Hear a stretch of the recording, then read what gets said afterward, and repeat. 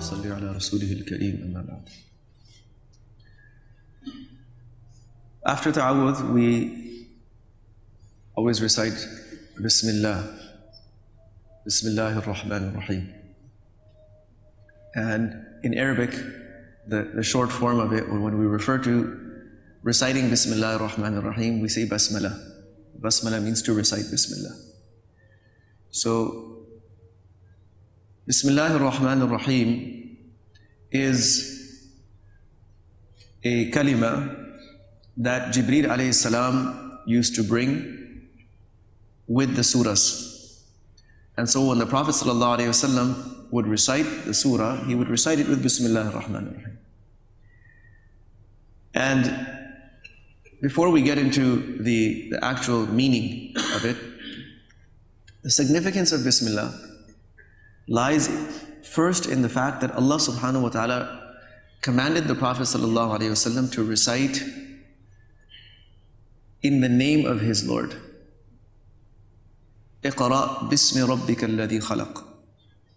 You recite in the name of your Lord. This is not a reading that is compiled by human beings, nor is it in human capacity to recite this the way it is supposed to be recited.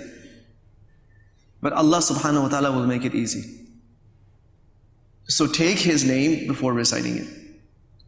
So specifically in the context of Quran, we have been told, Iqra bismi rabbika alladhi khalaq.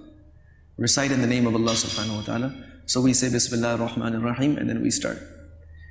The other thing is that we are reminding ourselves through Bismillah, because recitation of Bismillah is not exclusively for tilawat of Quran. Recitation of Bismillah is basically before doing anything good. And the du'as and the adhkar taught by the Prophet ﷺ are teaching us this. In fact, when we start our day and when we start our evening, we were taught kalimat and du'as that have Bismillah in them. Bismillahi alladhi la yadurru ma'a ismihi shay'un fil ardi wa la fis sama'i wa huwas sami'ul alim. When we eat, we have been taught Sammillah, say Bismillah before we eat. When we commence anything, we enter into the masjid, Bismillah. Anything good that we do, it starts with Bismillah. And one of the reasons for this is to remind ourselves while doing that act, whether it is a religious act, such as coming into the masjid, or it is the fulfillment of a physical need, such as eating or drinking, that this was only possible by Allah subhanahu wa ta'ala's command and permission. And when a person eats, everyone eats, every human being is going to eat. But the Muslim will remind themselves of where this food is coming from. Now Allah subhanahu wa ta'ala has put a huge system of rizq behind this that is coming together to put this in front of me. If it were not for that system, I would not have this food. Somebody planted something and then it sprouted and there were rains and there was care for the land and there was so much effort put in. Then finally it was harvested and then it was put into another form, it was processed, and then somebody made it and somebody got it to us. There's a huge system behind every single morsel. Every sip of water that we drink, it begins with the massive bodies of water and that whole water cycle that we study about. Look at how many things came into movement before finally that water came to us. Sometimes Allah subhanahu wa ta'ala sends that water down on mountains and keeps it there in cold storage as a freezer. And then gradually it melts and it comes down through streams and then rivers and eventually reaches civilization. Bismillah is a way of reminding ourselves of the ever-present bounties of Allah subhanahu wa ta'ala that are right in front of us all the time, before we do anything.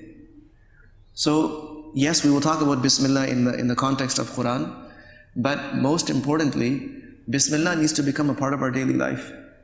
And so we need to make a conscious effort to recite Bismillah before everything. This was the sunnah of the Prophet ﷺ. Getting into the car, getting out of your car.